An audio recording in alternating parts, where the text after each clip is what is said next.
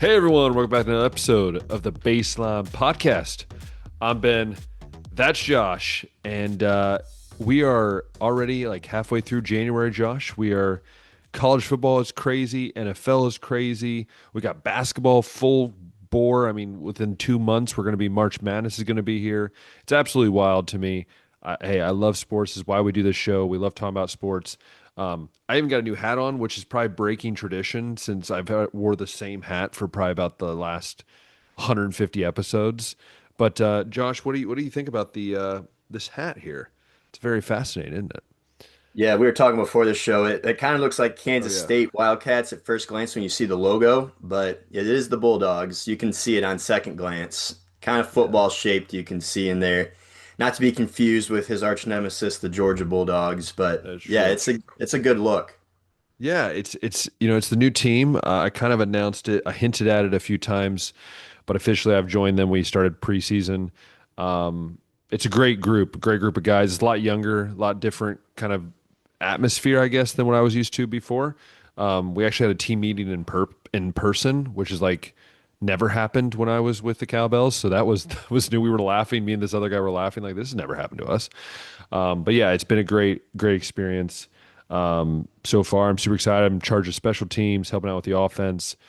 Getting my feet wet in multiple ways, kind of letting the guys know that I'm there to support them as well.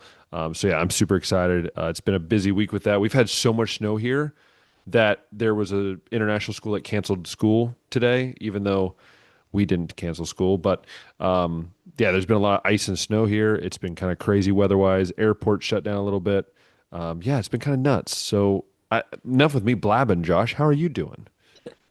We're doing all right over here. Uh, Kind of same weather scenario. We had a good amount of snow and then it melted almost all the way, and then we got a lighter snow and it's cold and it's stuck around for a little while. Nothing more than half an inch, nothing that's going to make it really hard to drive or anything like that. Yeah. But Well, when you haven't had a big snow here in Hungary for like 8, 9 years, it like freaked people out, I think, for a while. It's like, huh, how do I deal with this in yeah, that sense? fun weekend too. Yeah. Watching some of the NFL playoff games. I had to work for the college ones, unfortunately. Definitely made it at a point to watch as much as I could and read as much as I could. And then Sunday we celebrated my dad's 65th birthday. Wow. Happy birthday. Big milestone for the big guy. Yeah, He's almost young, man. He's almost young. closer to retirement age. He's Over young. where we're at. Well, hey, retirement age is I feel like goes up every year. It does So go up. So like a decade ago, he would have already been there. I think right now he's only eligible for like Medicare or Medicaid or whatever it is, but yeah. retirement age, he still, I think, has about 2 years. Well, my dad's retiring this coming up June. My dad will be retired. So my pops is at that point as well. So uh dude, and Be that means when we free. retire, we're gonna be like 85 when we retire, both of us. Yeah, at this rate. This rate is what's going on. Maybe it'll be Um, sooner for you because it seems like Europe true. has a lot more chill when it comes to time off of work and That is true. family things and stuff like that. Maybe I'll have some of those breathing room when I get older. But speaking of breathing room, the college football playoff has given us an interesting playoff for sure. I think we're going to start there, and then we'll go into the transfer portal here in a second. But Josh, why don't you tell us what we're going to be talking about in this playoff? Because I think it's a fascinating kind of last few games, and kind of there's stories being written on every side. Yeah, I think regardless of how you think of the 12 team playoff, like the journey that Miami has been on has been very fun to watch. The close calls, the strong defensive performances, the great run game, the line of scrimmage battles that they've been winning to get past Texas A&M, get past Ohio State, and now we'll miss. And then on the other side, it's like, yeah, Indiana's the one seed, so they're really not a Cinderella. I don't know why people are calling them that, but as far as the story goes of what Indiana It's football awesome. has been Yeah. for, the last 100 years until the last two when Cignetti's taken over, I mean, it is a really great story. Potentially, what college football could be looking like, as we've discussed, I think down the road, just in the portal age and NIL, and also guys seeming to get like extra years of eligibility for whatever reason. Indiana, So stupid. their average starter on Indiana, Ben, is almost as old as the average starter on the Green Bay Packers. So it's really doesn't seem to matter what your recruiting ranking is if you're a man playing against like boys, even if it is like only a 4 year age difference.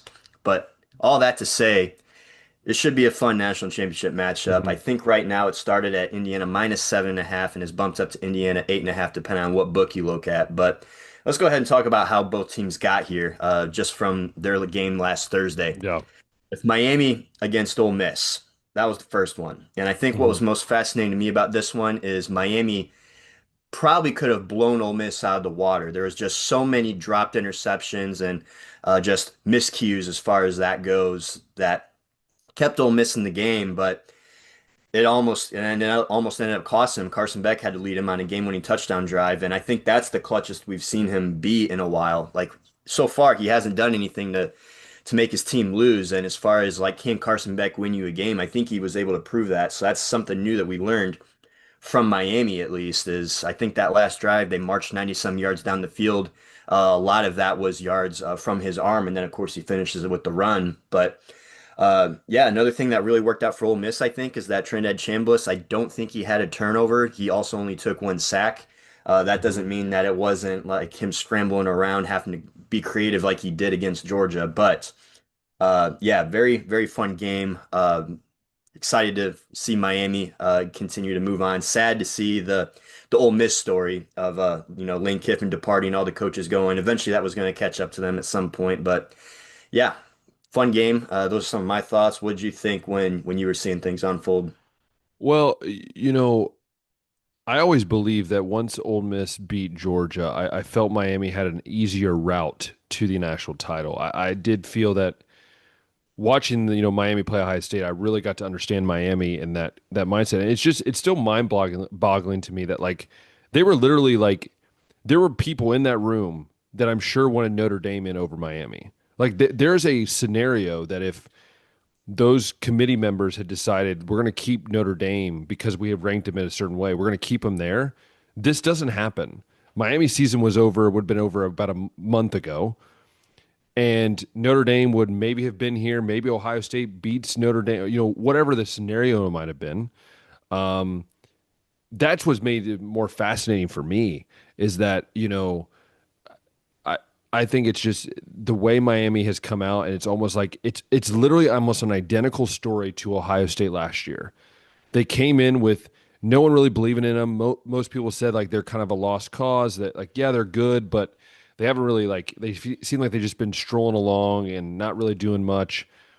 And then you just see them starting to like throw punches, and it's a very similar way that Ohio State kind of went through Tennessee, then Oregon, then Texas, and then they got to Notre Dame, the national title, and they started grinding. They had to grind out that win, right? And I think Miami's set up to do that well.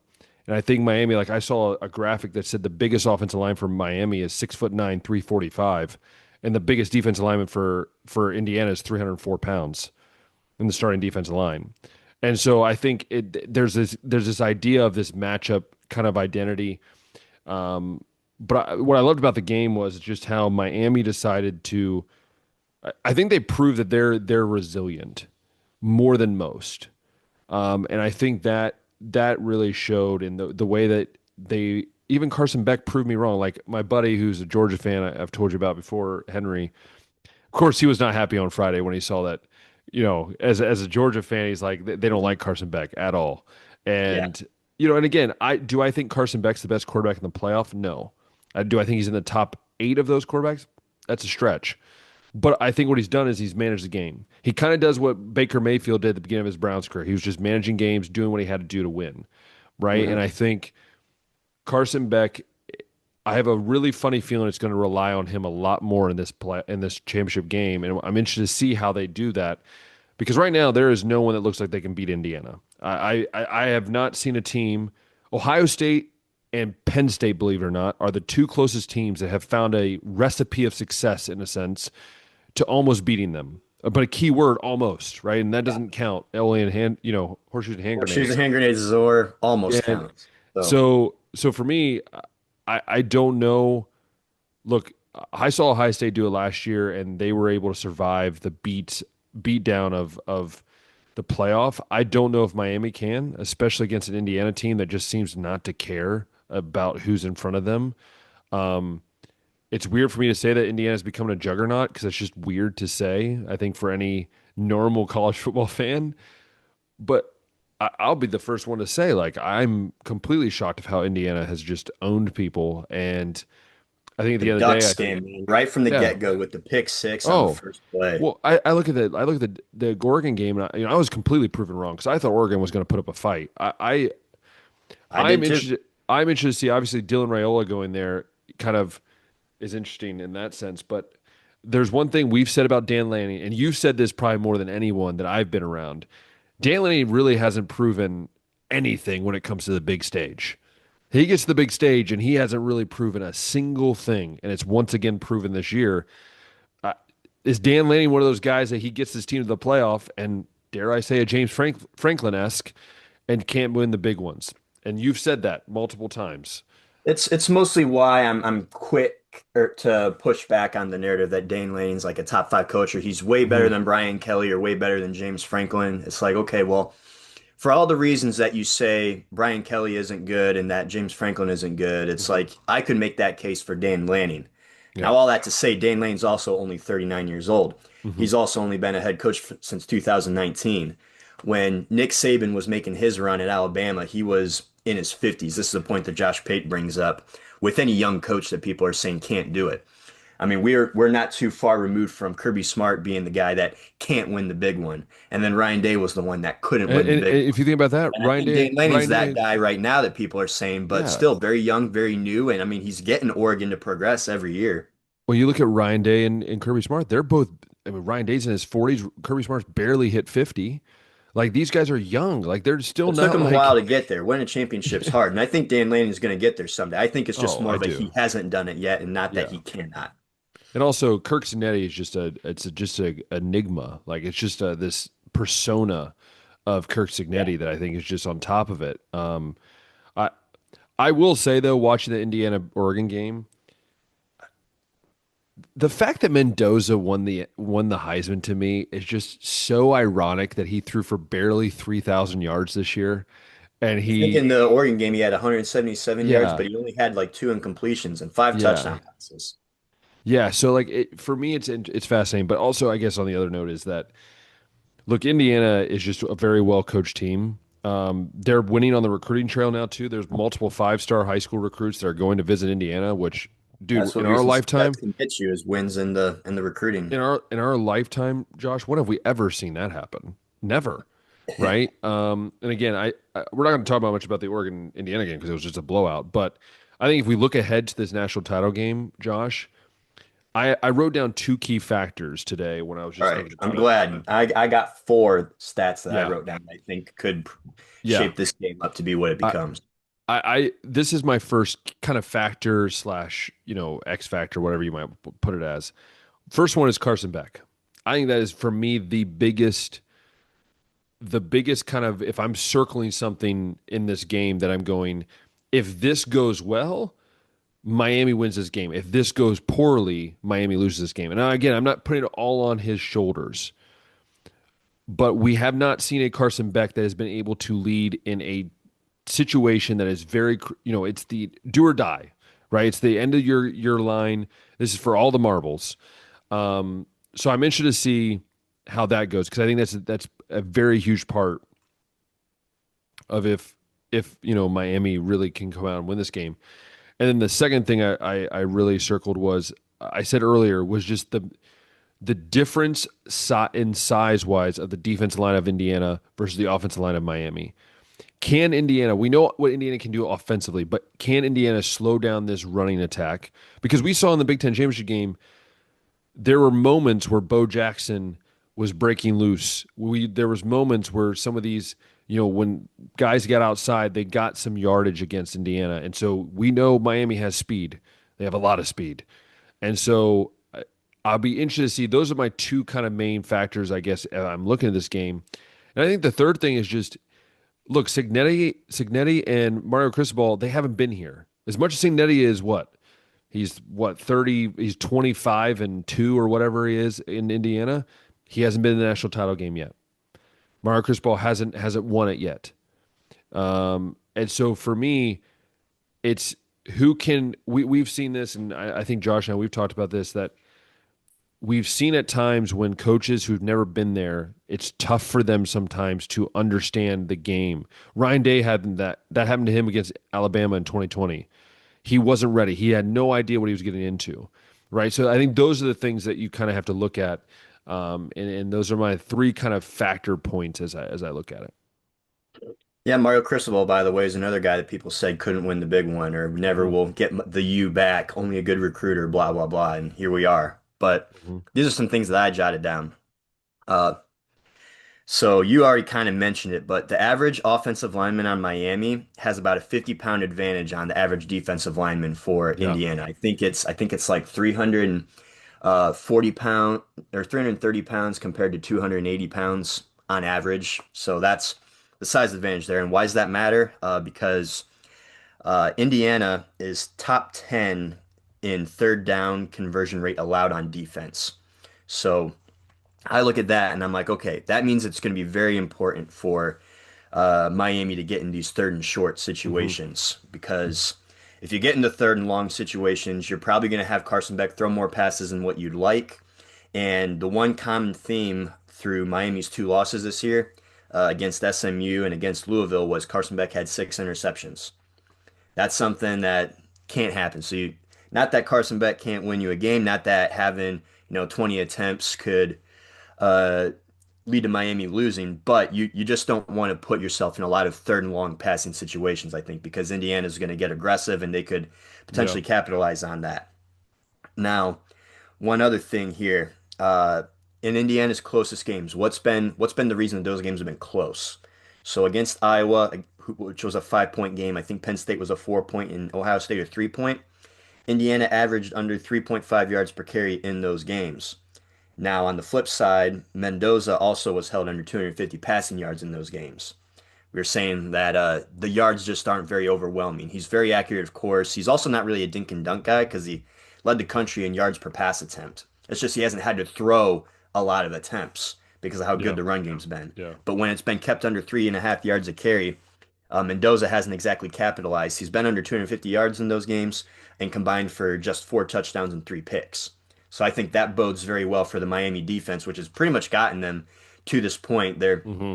really known for their pass rush, but I mean, against Ohio State, they held them to just 45 yards rushing. I Yeah. think I'm going to double check what they kept Ole Miss to, but I don't think that Kewan Lacey had exactly the game that he did against Georgia the week before. It was okay, 121 yards on the ground, so not the greatest performance so far, but still just kept Lacey to 103 yards. The whole team 121. Put the ball in Trinidad Chambliss' hands most of the time through 37 passes. But yeah, the Miami pass rush, they got all the flowers, they got all the noise. How are they going to do against this Indiana run game? Because it's one of the best run rushing attacks in the country too. But when you've been able to limit them, that's when things get interesting. So all that to say, yeah, the offensive line size advantage that Miami has on the Indiana defensive line, the turnovers with Carson Beck. In Indiana also, I forgot to add, leads the country in turnover margin. They're very good at Mm-hmm. winning that battle. Uh, Miami's got to limit the Indiana run game, and then the Indiana defense has to put Miami in these third and long situations. Now, what kind of a game could that shape up to be? I could see both teams scoring in the 20s. I could see both teams scoring in the teens. But I think if you're Miami, you got to win the first quarter. You don't Yeah. want Indiana to get off to the quick start that they did against Oregon because they just keep that foot on the gas. And then at that point, you can forget about trying to kill the clock and get 4 yards here, 5 yards here with Mark Fletcher. You're going to have Carson Beck like go and get you Yeah. some 15 to 20 And yard gains.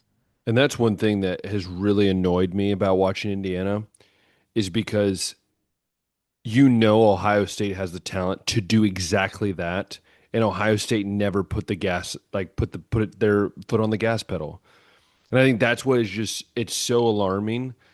And also I want to point out to all Ohio State haters, I know there's a lot of you out there. I just want to point out that Ohio State's two losses this year The national championship teams. National championship Just teams. like Indiana last year, their only losses were the national championship teams too. So what I want to State point out Fairfield is and this. Kansas. This is why I'm trying to point out is that for those of you who say Ohio State is like they're like done, I just want to laugh at you because like they literally lost to Miami. Technically lost by 10, but at one point it was a 3-point game with about a minute and a half to go, and they lost to Indiana by 3 with missing a field goal at the end of the game that would have tied it, sent it to overtime. I mean, you think about some of these plays that in the season, Josh. If Penn State somehow wins that game, maybe James Franklin's not fired. Indiana season could be different. If Ohio State just hits that field goal or converts on some of those touchdowns that were basically right there for their taking, if those things happen, Ohio State wins the Big Ten championship game, and there's a whole nother story, right? But again, there's so many other things you could say, what ifs. But I do agree with you a lot of what you said, and I think it's just gonna be a fun game, man. That's kind of where I put it. I think it's gonna be a Yeah. fun game. Part of me wants Indiana win for Big Ten's sake, make it 3 in a row, make SEC start realizing that they're not the cream of the crop anymore. Um, and part of me is just like, either way, Ohio State lost the national champion. So, uh, that's how I view it as a Ohio State fan. Another reason I bring up the first quarter is that the Ole Miss game was the first time this postseason that Miami actually scored points in the first quarter. Remember, the Texas A&M game Hmm. already was low scoring, but they had zero in that first quarter. There was zero in the first quarter against Ohio State. But the reason it was okay is because they also kept their opponent scoreless in that quarter. Yeah, So this Indiana game against Oregon, where they just like put the pedal to the metal, they got up 14-7 in that first quarter and then just never looked back. yeah, So that's kind of how I see this game shaping up.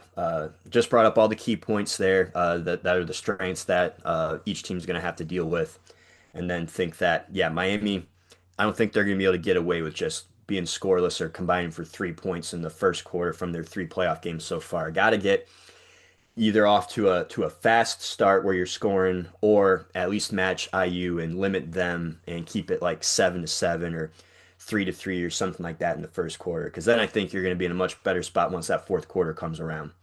yeah. I So agree. I think we're ready to go ahead and try to predict here. Yeah.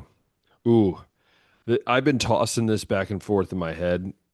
First Um, off, do you think that giving Indiana 8.5 points is crazy for a national championship matchup? I think it's dumb because Ohio State had to deal with that and it screwed Ohio State over. So I'm just going from Ohio State experience. Like that was, and that happened last year to Ohio State. Like I think was one of the games that got, it's like a 7 point. They were going to lose by, at least 7 points. I was like, that just ticks people off. It's bulletin board material. So national championship game, I think it should be a little more even, unless it's, the TCU game from a few years ago where I think everyone knew that was going to be a blowout. The other thing that we Um, didn't even mention is that this game's at Miami's home stadium. okay, that just annoys me. I think at that point, like They if already you, picked it beforehand, I I know, know. but Dude, you can go to Tampa Bay. Just go up the road to Tampa Bay. I'm sure they'd be willing to let it. They're the not other having a thing that I'm playoff game. curious about is Miami fans don't really show up to the regular season I games. Like it's know. very, very common to see empty seats, and Indiana traveled very well for that Oregon game. I wonder, like when you look at the crowd picture, what color you're going to see more of. Yeah. That's a whole I could spend a whole nother hour on that one. Yeah, Um, but no, as I'm looking at this game, I've been tossing back and forth. Some would say, 6 or 7 times. I'm sorry. I had to. I hear it at school all day. I got to add it into the podcast. European students also are not. Oh my word, it's awful. Um, but going back and forth, and I've kind of leaned on until I see a team beat Indiana or even like dominate Indiana for even a half of a game. Ohio State was kind of there here and there, Penn State was here and there, but no one's really like dominated, Indiana. And so for me, I'm leaning towards Indiana in this one. I'm going to go Indiana. I'm going to go 24, Miami 20. I think it's going to be a close game, but I think at the end of the day, I think Indiana is just going to have that lead early. They're going to be able to kind of contain that and keep that where they got to be. I think I'm going to go with Indiana too, and it's hard because I've really enjoyed watching this Miami run. But you just look through their, I mean, at the end of the day, a win's a win. But the Texas Hmm. A&M game had the wind and everything, and that went to overtime, and there was just no offense of any kind in that one. You go to the Ohio State game, and if they don't get that defensive touchdown, that pick six off of Sayin, Hmm. they might not be winning that game either. And then you go to the Ole Miss game, and they had all these opportunities to get all these extra turnovers and just didn't and left Ole Miss in the game. And I think if you fool around like that with Indiana, and I know the counterpoint from the Miami fans will be that Ohio State only lost to Indiana by 3. Miami can definitely hang with them, and they absolutely could. We just gave a bunch of reasons why. But I just think that Indiana is just going to be too much to handle in this one. What they did against Alabama, what they did against Oregon, I don't Kirk think that, Cignetti effect. That's what it yeah, is. Kirk Cignetti effect. I don't think that they're going to do that to Miami. I don't think they'll be embarrassed like that. But I I just think that Indiana's shown me a little bit more lately, and I feel a Yeah. little bit more confident in them. 8.5 does seem kind of crazy, but my score prediction is probably going to be close to that. I'm going to go Indiana. You said 24-20. Yep. I'm thinking like 23-14, just over the hook right there. Yeah. 23-14 IU. Mm. You know, and this just reminds me, Josh, that while they're going on, they're also trying to do the transfer portal. And Mhm. uh, Josh, I want to just point this out, and I don't know the exact number right now, but I believe it's over 4,500 players are in the Yes, transfer portal. just about a third of the whole entire NCAA. Can I? I'm going to complain here for a couple of seconds. This is my frustration, Josh. Is when I look at these graphics of these guys transferring, I'm seeing 3 to 4 schools on some of these graphics. We have lost college football, and you can't. No one can come to me and say that college football is still there. It's not, because the college football I knew and the college football I grew up on, if you transferred, you had to sit out. If you transferred, it was because there was a really an issue that you really couldn't handle. It wasn't because you wanted to go make more money. It wasn't because you wanted, like, there are guys that literally are transferring that have the perfect opportunity to start to play games and then to go and do what? Some guy, okay, one thing if you go to Ohio State, you go to Alabama, you go to Georgia, you go to some of these other blue bloods, okay, maybe that makes sense. You wanted to go from a small school to a big school, but these guys are doing lateral moves and these guys are doing all these different things. It just really bothers me. And it bothers me because I feel like we're losing the game of football, especially college football.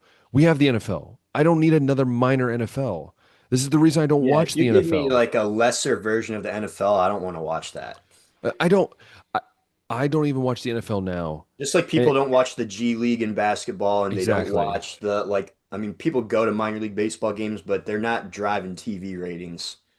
No, and so for me, it's like, and that's why I think it's been hard for Ohio State. Like for instance, this week they've added a few safeties and a few different guys in the portal, and I know how hard it is for Ohio State because Ryan Day has very been like, look, we'll use it if we have to. But this year, Ohio State lost 29 guys to the transfer portal. Josh, A lot of those guys from the 29. 2024 class that were going to start next year. Yeah, but it's because you have, as my dad loves to say, and I agree with my dad, is you have these little birdies that are in your ear. It could be your agent, That your one uncle that just appeared in your life yeah, randomly or now. that uncle that graduated from the University of Texas Tech and decided, hey, you should go here, right? Or now you Mhm. have Mark Cuban who hasn't cared a single ounce about Indiana football until they became good, and now he's giving billions of dollars probably to. And so for me, there's got to be legislation. There's got to be something that controls this, because if you don't,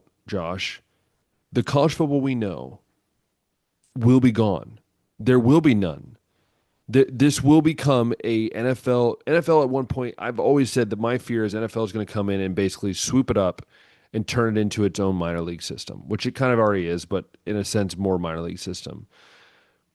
And what I love about college football is the camaraderie with your brothers from that university. You know, the ability to go with your uncle and your dad and watch the game in the basement and I remember those cold November nights when we're watching football. Like we grew up on that. And there's these guys that are going to the transfer portal that they're not going to find a home because no one wants them.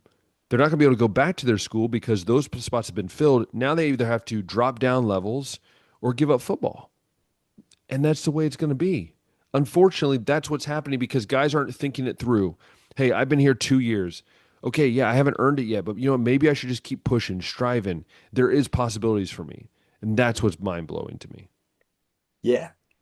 Excuse me. A couple examples of this. It's like we remember the Jaden Rashada story. Hmm. Started off at Florida, some crazy NIL money deal that he opts out of, and I think now he's in the portal for the fifth time already or Hmm. something like that.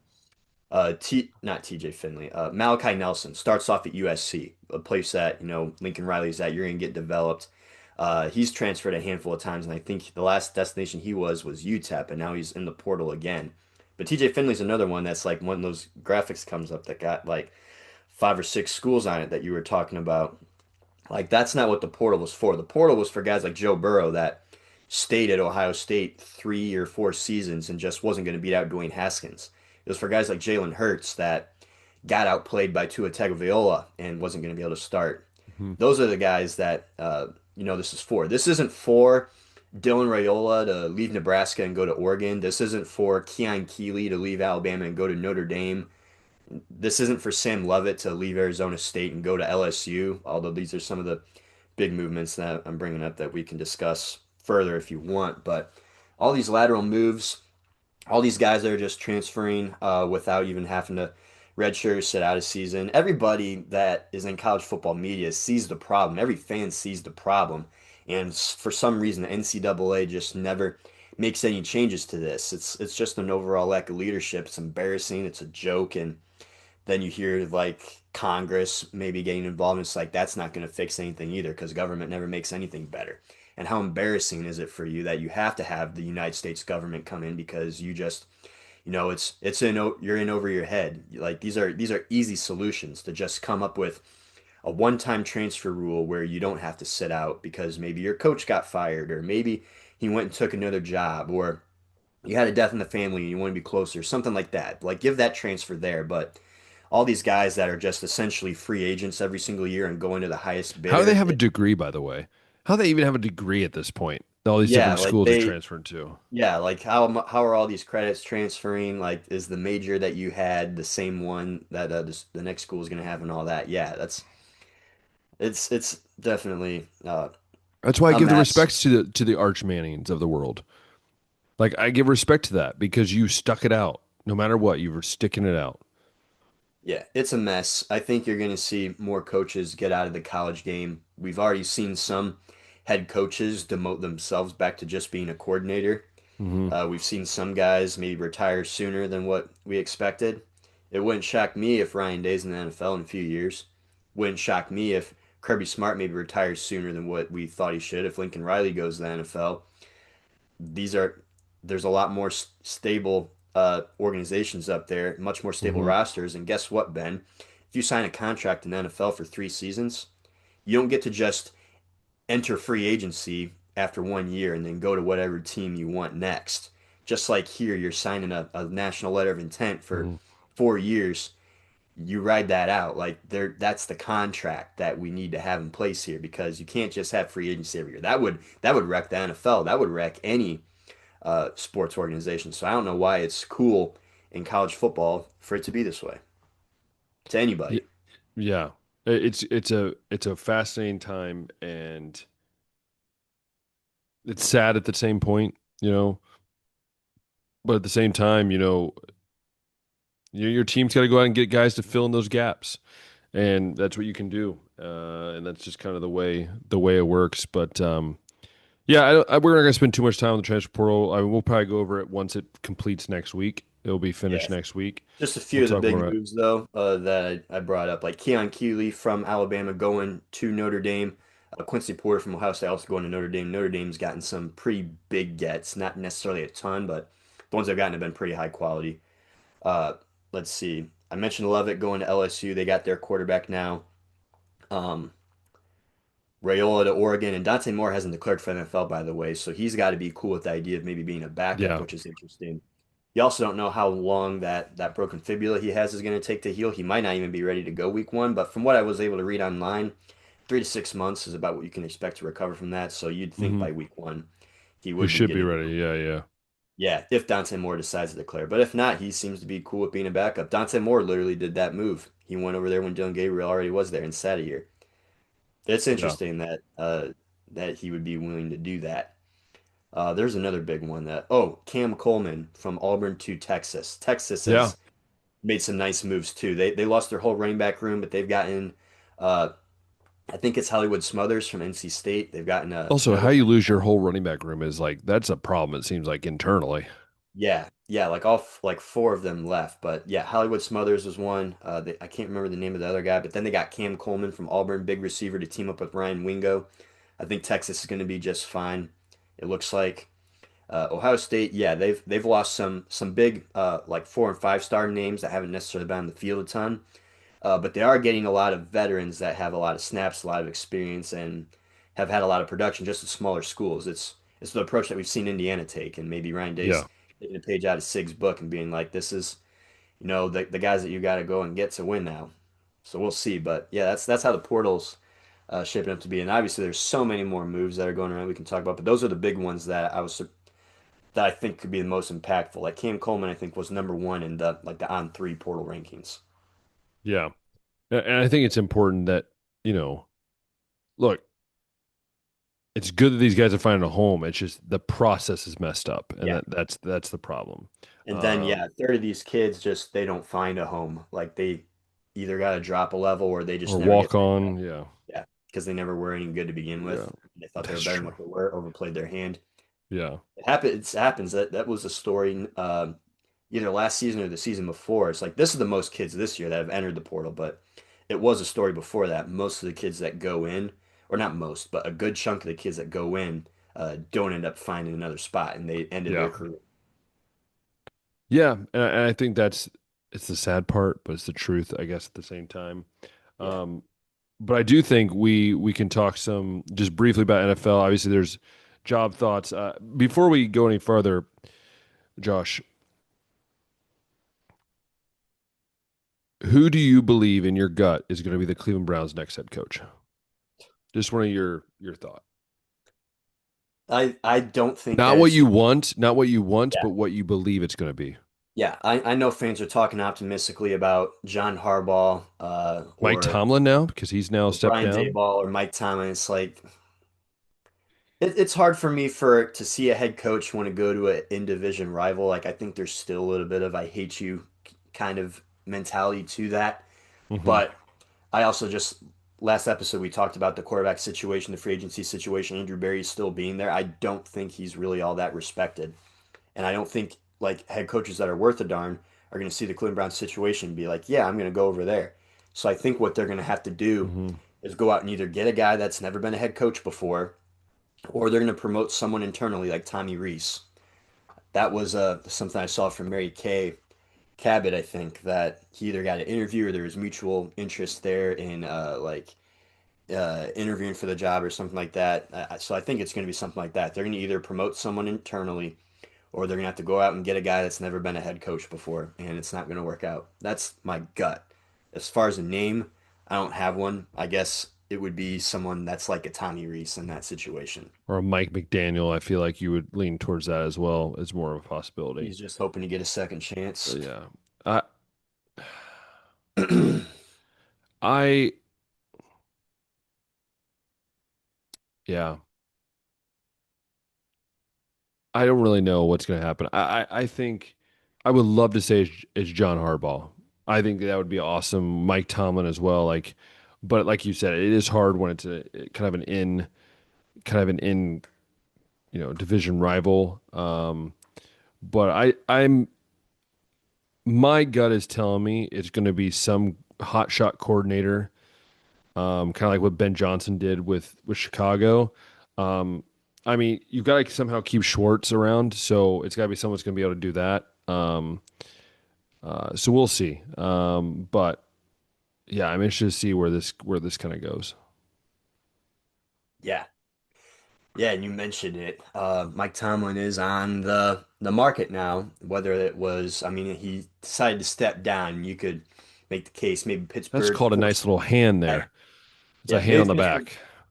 maybe Pittsburgh forced him to do that because they wanted him to go out with dignity. Maybe it was like, both of them wanted to change of direction, kind of like Harbaugh with the Ravens. Obviously, a good coach, a guy that's going to get offers, but it's just they were Yeah. stagnant. I think it was 9 seasons without a playoff win. They lost their last 7 playoff games.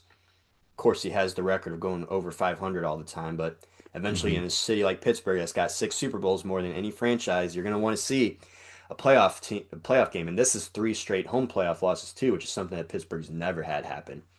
So Yeah. it makes sense that he's out.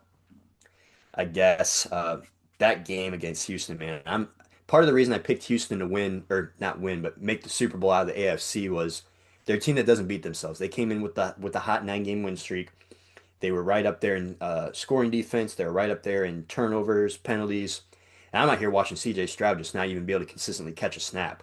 I'm Yeah. watching him miss guys downfield. I'm watching guys drop passes. I'm watching turnovers, and I'm like, my goodness, man. Like you feel like as a fan that Houston's probably getting boat race, but then you look at the score and at halftime it's Houston seven to You're like, six, huh?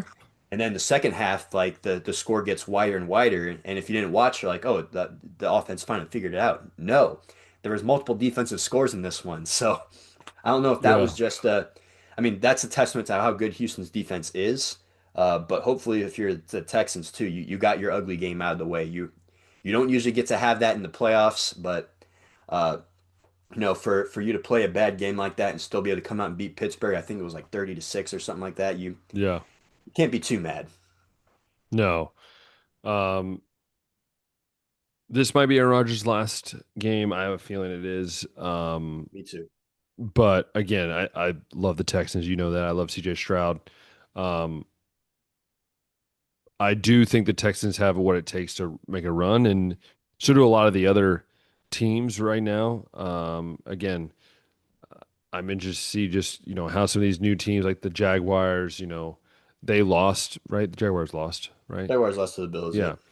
What the Bills do, what, I guess how these teams are going to react and as every game goes on, and this is what makes the playoffs fun, I think, of any sport. But yeah, I'm interested to see what kind of goes on in the next few weeks. Yeah, there were some very interesting games too, just as far as the score flip-flopping and stuff. Like the Rams, my pick Hmm. out of the NFC, got out to a quick 14-0 lead on Carolina. Then Carolina fought their way back, and then they went back and forth for a little bit there, but the Rams ended up coming out on top. And then the Bears and the Packers, Ben. Uh, Packers were up 21 to 6, 21 to 3 at half, something like that. Ben Johnson's out here going for it on fourth down from his own 32-yard line in the first half. And I'm like, man, he's got no confidence in his defense right now. They said Jordan Love was the first Packer quarterback to have 3 touchdowns in the first half of a playoff game. It just was looking like Green Bay was going to put the pedal to the metal and run away with it. And Chicago knew that, which is why they were making an aggressive decision like that ended up failing. But then Green Bay, they really let down in the second half. Good credit to Chicago for fighting back. I mean, Chicago still they were going for it on fourth down in the red zone, and Williams threw a pick there, and you figure that was going to be it. But Green Bay just couldn't get anything going. The second half No, ultimately leads to the Bears making a great comeback. So yeah, shout out to Caleb Williams, Ben Johnson, and everybody out there for getting that Packer monkey off their back. Because for the most of our life, Ben, the Bears, it hasn't been a good time going against the Packers, and they finally no, got one. yeah, no. Again, great game, um, but some dumb decisions in that game as well. Yeah. And then going around, let's see, 49ers move on past the Eagles. George Kittle out the rest of the postseason, torn Achilles, so that's definitely a letdown for them. That's gonna suck. Uh, mentioned the Bills winning. The Patriots. It was kind of a defensive grit fest too with the Chargers. It was tough watching Justin Herbert get blasted as much as he did, but that's something that the Chargers are gonna have to work on the offseason. But they're also gonna Yeah. get Rashawn Slater and Joe Walt back next year. That's gonna make a heck of a difference. But Hmm. yeah, two Hmm. good defenses going at it in that one. We're gonna see Patriots go against the Texans. We're gonna see the Texans go against who the Texans got next. Let me go ahead and pull up the bracket. I think the Broncos got the Bills. That'd be a good one. That'd be a good one. Good matchup. Yeah, Broncos and the Bills, the Patriots and the Texans. Then we got Seahawks 49ers out in the NFC, Bears Rams also. Some good matchups, that's for sure. Yeah. Yeah, our Super Bowl picks are all still alive. You had the Bills, right? No, I had the Seahawks. I mean, out of the AFC. Who's your team out of the AFC? Oh, AFC. I think I said Bills or Texans. I can't remember which one I said though. Yeah, I thought we had Bills and Texans in the AFC Championship, I and think then so. yeah, Something like that. Anyways, they're still alive. yeah. All that to say here should be shaping out to be some good games. Denver's only -1.5 at or against Buffalo. Patriots are -3 against Texans. Seahawks are -7.5 against the 49ers. That's the biggest spread, and it could be because they're missing Kittle. I don't know. And then the Rams actually are the favorite against the Bears at -3.5. So yeah, shaping up to be a good another good weekend of playoff football.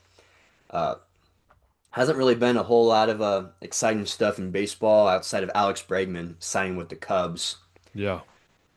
Still waiting to see the dominoes like Framber Valdez, Bo Bichette, Kyle Tucker, Cody Bellinger fall. But yeah, Bregman was one of the big names to finally go. He signed 5 years, 175 million over there. So I think that's the Cubs stepping out of the Kyle Tucker sweepstakes. I think that's going to be their one big move. And we'll see. We're waiting. I don't think any of our teams are going to sign anybody worth No, noting. not. No, we just signed a relief pitcher to a $6 million deal. I'm like, we couldn't have used that money to put towards Schwarber. Okay, Yeah. that's fine. Whatever. Yeah. Trying to think. I don't think there was anything else that was very huge that happened in any other of the sports leagues. Yeah, I don't really think so. I mean, Yeah. obviously we got the Columbus Crew named a new manager for their soccer team. The Blue Jackets just fired their manager and hired the one in the same day. Mm. Tampering, do I say? Interesting there. So those are the kind of the other things. I know the Winter Olympics are going to be coming up. So Josh, we're going to have to get on our Winter Olympic, maybe some trivia, maybe some I don't know, some fun ideas. Bring back the trivia from moons ago with you that I used to do. Mm. I think it was a while ago when I did trivia, but yeah, we'll see what happens. So how do you feel about the Winter Olympics, Josh? I don't know. I've as a kid, I always enjoyed watching like Shaun White do the snowboard Oh stuff. yeah, Watching like Apollo Ono in the speed skating. Uh, curling, of course, oh yeah, curling. Can't forget curling. One of man my favorite sport. hobbies. I could see For you doing it sure. too. By the way, I could see you doing it. Yeah. You're a broomer. So yeah, man, nothing too crazy going on. I don't think there's any other big sports news, not that I can think of. Um, yeah, nothing really big in hockey. I think the Blue Jackets are like the worst team in hockey, and I think your Kings are not too much better. Um, I'm not sure. I know at one point everyone in the East had a winning record. Yeah, well, the Blue Jackets have they're just over 500, I think. I Yeah, think it's they like were dead last, I think, but they still were over 500, which was crazy. just wild to me. How the standings shake up right now. Um, well, and also Nikola Jokic is not going to be eligible for any of the awards at the end of the NBA season because of the amount of games he's missed, which I think is crazy and wild since he's literally the best player in the world. Um, You got to play so yeah, games though. You got to be available. yeah. So there's a few things happening, obviously, and so on. And again, spring training for baseball is right around the corner. March Madness is around the corner. Once this week, obviously, college football will end up. You'll see a shift in how we talk about things. I think you can agree with Josh. Is there will be a Yeah. shift into different sports, and a focus on other things. Correct. Hmm. Oh yeah. And we have the World Cup coming up in the summer. So I've already been asked by our as I'm supposed to call him, our soccer expert of our lovely show, which is my brother Jared Bowden. So he would like to come on and tell us how wrong we're going to be and predict again, and also prove how wrong Josh did pretty well last time. I did not. So um, in the World Cup, so it will be interesting to see how all that goes. But yeah, I think that's pretty much everything said, right? I don't think we Yeah. need anything else. Good show. Um, over under, Josh. Let's do a little over under before we finish. So over under, Josh, the amount of wins the Browns will have next season. The over under I'm going to put is at, let's go 8.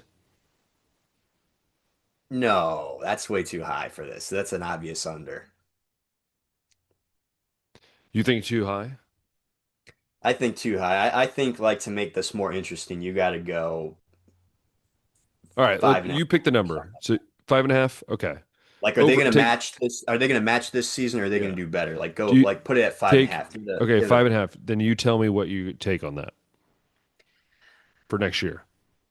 Well, knowing the money situation we're in, the head coach that we're probably going to get, and who our quarterback's going to be, I'm not very confident that they're going to win more than what they did this year. I think they snagged a few games at the end that they probably shouldn't have. So even if they do improve a little bit, I think 5 wins is about what you can expect. So I'd go under 5.5. I'm going to be Mr. Brightside today, and I will say slightly over. I'm going to go 6. That's kind of where I feel like I'm confident they're going to pull out maybe one more win this year.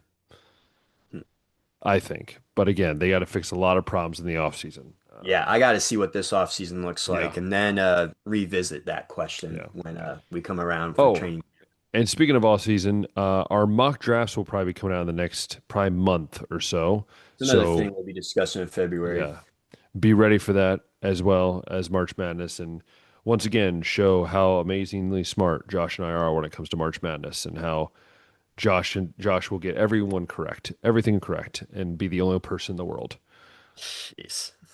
Because we both have watched so much college basketball this year that we are so in tune with what's happening in college basketball right now. Hey, I had one of my better mock drafts, I think, last NFL That draft. you did. You did a very good mock draft. I did Compared to not, us, I can't remember. I think I got 3 or 4 picks right with like the which team is a and the lot, player at that spot. which is Yeah. a lot. Anyways, hope you guys have enjoyed this episode of the podcast. If you love listening, loved watching, click that thumbs up button, hit the subscribe button, hit that notification bell, and comment down below. If you're a Browns fan, over under 5.5 wins for next year. And also, please put down below, what is your favorite sport? What is your favorite sport? Specifically, since we talk about different sports on here, it's always interesting to hear what your favorite sport is. So put that down below. And if you love listening to us on Spotify or Apple Podcasts, make sure you let us know. Share it with your friends and family. That way we all are in this together, as some famous song would say. We're all in this together. Anyways, I hope you guys have a safe and calm weekend.